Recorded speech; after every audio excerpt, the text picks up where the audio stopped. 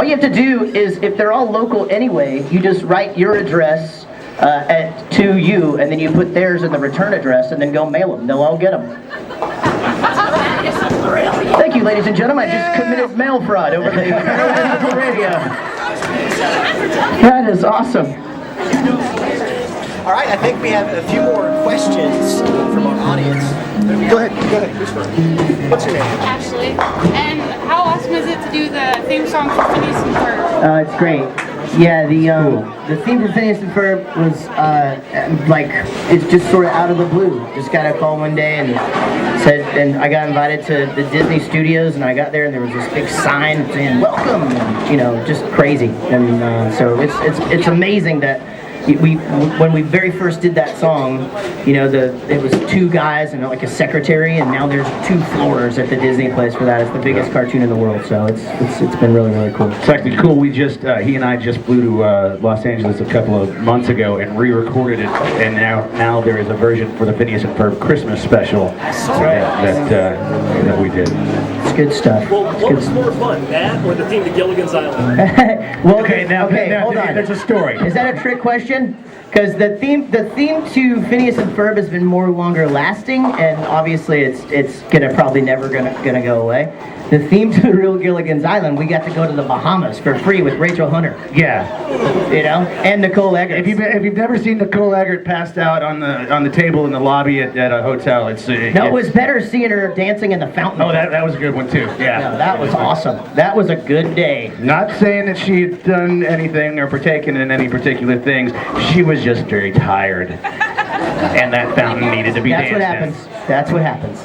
Yeah. So you guys, Yeah, we've done a bunch of movie stuff and a bunch of video game stuff and a bunch of TV stuff, and it's really cool. I mean, I can't say it enough how lucky we are to be able to even do what we do. what would you say is your favorite of all the stuff?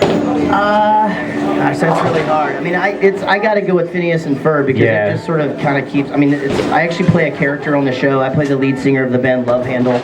And then they just drew us into the Time Machine episode, and as Bowling for Soup 20 years in the future. They made us older and fatter, and which I thought was awesome. And then so I mean, I think the Phineas and Ferb thing's been great, but I mean, having Lee Majors in the video was really cool. Fairly life-changing. And we stay in touch, and it's like I can actually call the $6 Million Man. I mean, like that's awesome. And that's not a name drop. That guy is actually I sent a video to his birthday party. I mean, life is nuts.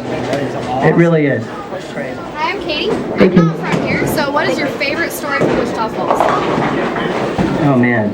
This one time, 15 years ago, I started a band, and I think my favorite story, Wichita Falls. I think, growing up, I have way too many of them. I was here for 23 years or something like that, I think. So I mean, it's hard to even put one, But I mean, I guess high school was such an interesting time because, you're going through all the things that you go through as a high school kid, and there's so much going on. But the very first Ryder Coyote game that I experienced was amazing because I got a couple of guys from the rock band that I was in had this van, and we met up with some other band guys who were actually in the marching band with a van, and we painted this guy's van, and his name was Cam, and that rhymed with van, and then we wrapped houses and just broke stuff, and it was and my parents let me stay out all night. I was like, why do I get to stay out all night? And they're just like, it's Ryder Coyote. I don't know what I'm going to do. Where am I going to sleep? Well, you're not going to sleep. Just go have fun. Go throw stuff off the bridge. I'm scared.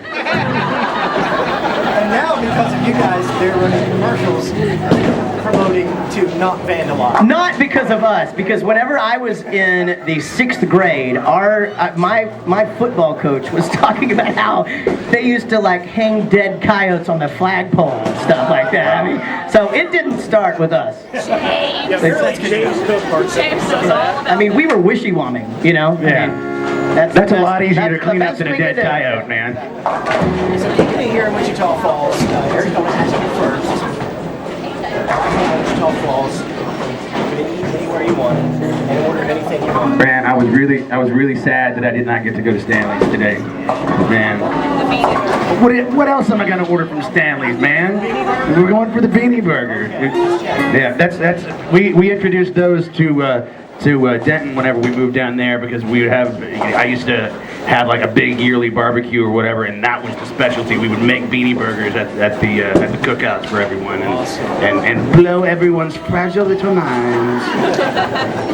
All right, Jaret, your turn. Okay, first of all, I'd like to point out that I was saddened when we drove by Casa Manana today and there were trees growing in the porch. I was so sad. And I was filming and I was like, oh, you guys, this is going to be awesome. We used to come here at 4 o'clock. Okay, this is really sad. I'm going to turn the camera off and cry. But I would absolutely go to the Parkway Grill and get fried cheese. Yeah, fried cheese. No question about it. They did not invent it. They just...